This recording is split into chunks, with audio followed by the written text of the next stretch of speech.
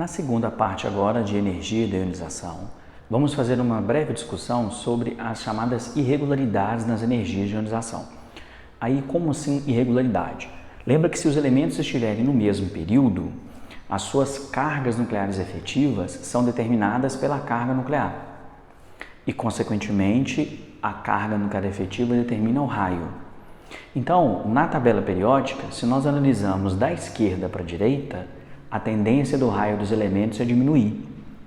Essa diminuição de raio significa dizer que no mesmo período da esquerda para a direita na tabela periódica, se o raio diminui, a energia da ionização deve aumentar.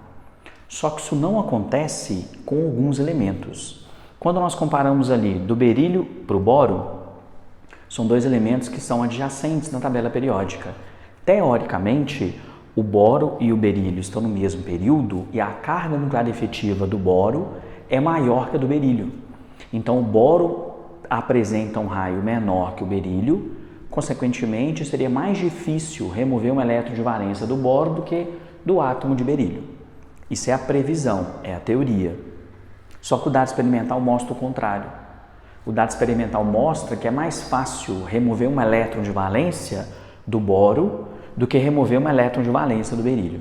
Isso é uma irregularidade, isso é um dado experimental.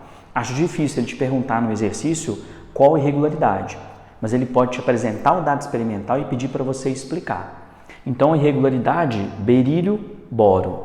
E essa irregularidade ela também é observada para o elemento que está abaixo do berílio, como elemento que está abaixo do boro. Então, a irregularidade berílio, boro, tem também magnésio e alumínio, que são os elementos que estão abaixo do boro, aliás, abaixo do berílio e abaixo do boro. Aí qual que vai ser a justificativa para a gente poder explicar esse dado experimental, essa irregularidade? Esse elétron que marquei com asterístico é um elétron que nós vamos remover do berílio. Esse elétron que nós vamos remover do berílio, ele está no subnível 2s. Lembra que para a gente ver qual que é o elétron mais energético, tem que olhar qual que tem N mais L maior. Então o N aqui é 2 e o L é 0. Então aqui a soma N mais L dá 2. O elétron de valência do boro, o que vai ser removido é que está no nível 2p. No 2p, o N mais L vai ser 2 mais 1 dá 3. E aqui 2 mais 0 dá 2. Então esse é o elétron mais energético. É esse elétron que nós vamos remover no caso do boro. Então o elétron removido do boro, ele está no subnível P e ele é mais energético do que o elétron removido do berílio. Então, se compararmos berílio e boro, se o elétron de valência se o elétron de valência do boro é mais energético, gasta menos energia para retirar esse elétron. Se o elétron do berílio é menos energético, deve-se gastar mais energia. Então, essa irregularidade a gente consegue explicar sim, porque mesmo estando no segundo nível, o elétron de valência do boro está no subnível P e o elétron de valência do berílio está no subnível S. Um elétron no subnível P é mais energético do que um elétron no subnível S. Se ele é mais energético, gasta-se menos energia para retirar esse elétron. Isso explica, então, a energia da ionização, que é para tirar um elétron de valência do boro, ser menor do que a energia de ionização para tirar um elétron de valência do berílio. Mesmo que a previsão seja mais difícil tirar o elétron do boro do que do berílio. Essa é uma previsão teórica. Só que o dado experimental mostra para a gente um resultado contrário. Por isso chamamos de irregularidade. Isso você vai registrar no caderno como observação número 1. Aí você pode escrever no caderno assim, ó. O elétron de valência removido do boro é mais energético que o elétron de valência removido do berílio. Ponto.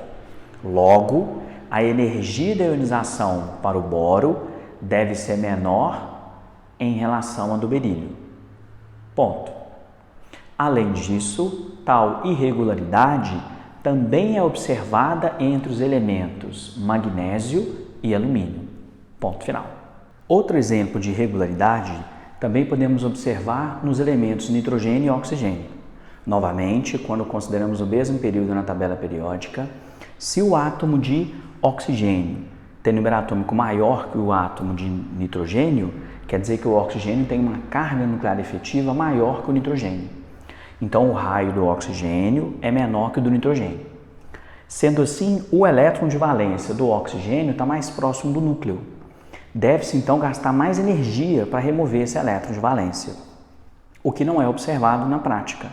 Quer dizer, a previsão teórica é que a energia de ionização do oxigênio seja maior que a do nitrogênio. Só que o dado experimental diz para a gente exatamente o contrário. É mais fácil remover um elétron de valência do oxigênio, o primeiro, do que do nitrogênio. Agora, como é que nós vamos entender essa irregularidade e ver qual argumento para a gente poder explicar isso aí?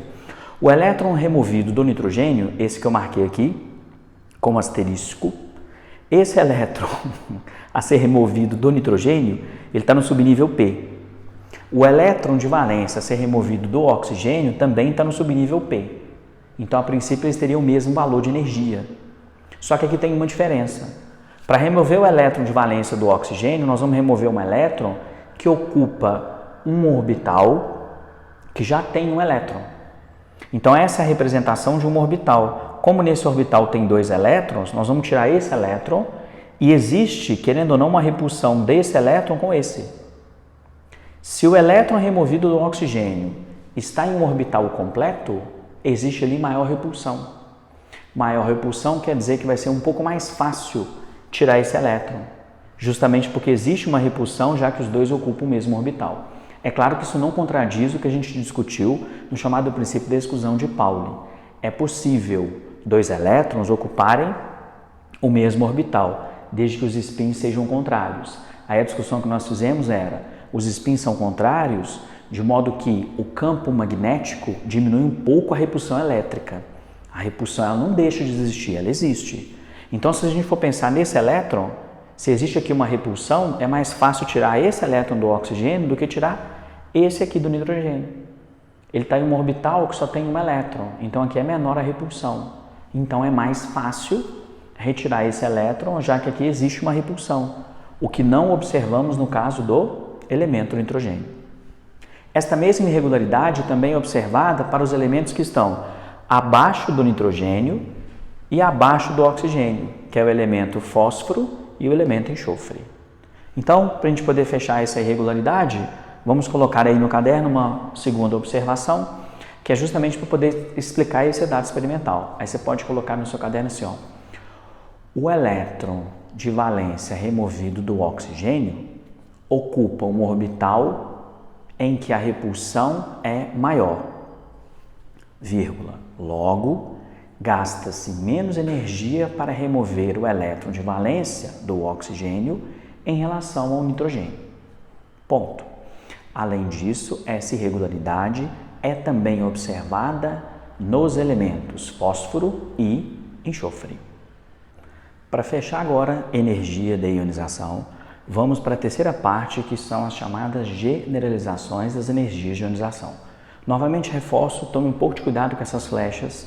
Não gostaria que você simplesmente guardasse as propriedades periódicas através dessas flechas, qual que é a tendência de aumentar ou diminuir, mas seria importante você conseguir, com o que a gente já discutiu de raio e energia de ionização, fazer as previsões adequadas, entender quais são as tendências periódicas. Então, vamos primeiro considerar as famílias. A setinha de vermelho, a flecha de vermelho, mostra o aumento da energia de ionização. Dá para a gente ver então que na mesma família ela aumenta de baixo para cima. Agora, como é que nós vamos entender isso? Se está na mesma família, as cargas nucleares efetivas são semelhantes. De baixo para cima, diminui o número de níveis ocupados com elétrons. Se reduz o número de níveis ocupados com elétrons, o raio diminui. Se o raio diminuir, a energia potencial do elétron de valência também diminui. Porque se o raio é menor, o elétron está mais próximo do núcleo. Se a energia potencial do elétron de valência é menor, gasta-se mais energia para tirar o elétron. Então, ele tem um potencial de ionização, uma energia de ionização mais alta. É assim que fica, então, a variação da energia da ionização na mesma família. Então, coloquei ali, ó, carga nuclear efetiva varia pouco. De baixo para cima, reduz o raio, já que diminui o número de níveis ocupados com elétrons. Diminui, então, a energia potencial do elétron de valência, que é o elétron que vai ser removido. Se reduz a energia potencial do elétron de valência, aumenta a energia de ionização. Quer dizer, se o elétron está mais próximo do núcleo, faz sentido ficar mais difícil tirar esse elétron. Por isso que a energia de ionização torna-se maior. Então é assim que fica a justificativa para a energia da ionização nas famílias. Agora, nos períodos, como que funciona? Nos períodos, a flecha indica que a energia de ionização aumenta da esquerda para a direita. Professor, é o inverso do raio? Porque se o raio diminui da esquerda para a direita, está ficando mais difícil tirar o elétron. Então, aumenta a energia da ionização. Então, no mesmo período, não podemos esquecer que as constantes de blindagens são próximas, varia pouco. Da esquerda para a direita, aumenta a carga nuclear. Aumenta, então, a carga nuclear efetiva. Aumenta a atração núcleo-elétrons. Isso faz o raio diminuir. Se o raio diminui, novamente o elétron de valência tem uma energia potencial mais baixa. Tem que fornecer mais energia para tirar esse elétron, então maior a energia da ionização. É o que aparece lá, ó. Constante de blindagem varia pouco. Da esquerda para a direita, aumenta a carga nuclear, aumentando assim a chamada carga nuclear efetiva. Se o núcleo atrai mais os elétrons, o raio diminui.